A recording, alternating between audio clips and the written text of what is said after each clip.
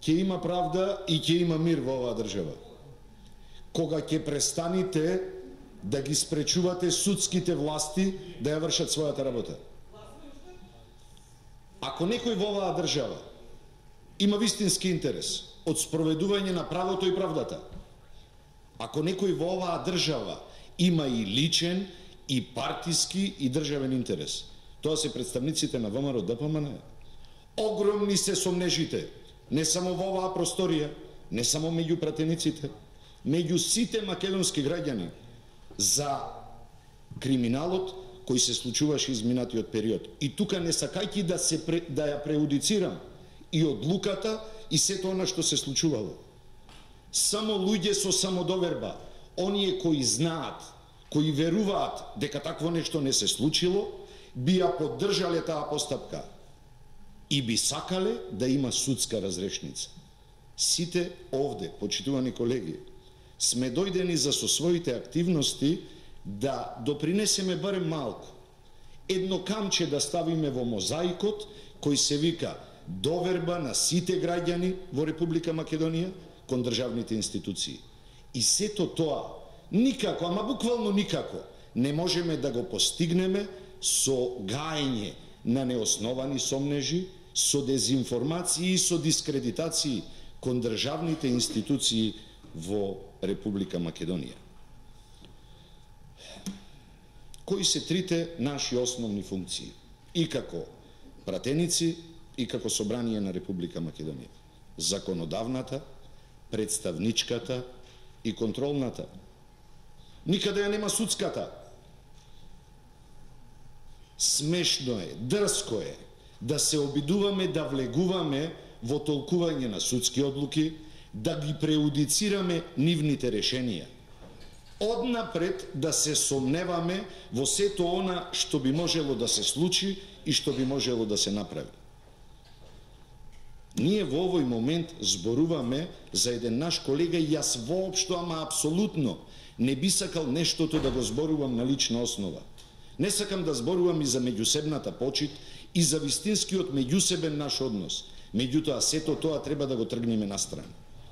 Треба да и дадеме целосна можност на третата власт во државата, на судската власт, да може слободно да одлучува и да ги носи одлуките. Почитувани колеги, и ова стварно го зборувам, почитувани колеги од опозицијата, мислам дека денеска ја сгрешивте темата. Темата на денешниот разговор од ваша страна, јас очекував дека ќе биде само една личност. Личност која требаше изминатиот период многу порано да ја спомните. Личност од чие дело требаше да се оградите. Единственото име во оваа судница за кое вие требаше да зборувате, а не ние од парламентарното мнозинство, е Груевски. Е груевизмот. Говорница.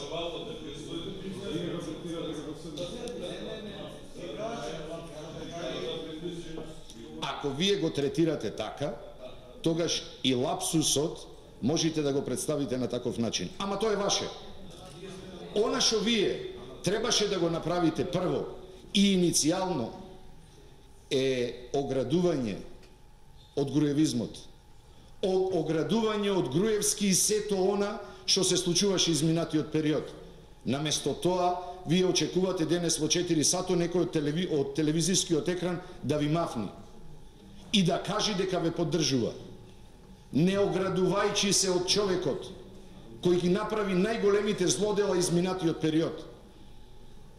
Вие всушност ја покажавте поддршката, не сваќајќи дека со своите дела, со своето бегство, тој најмногу штета ви нанесе вам, на вашата политичка партија и на сите негови поддржувачи.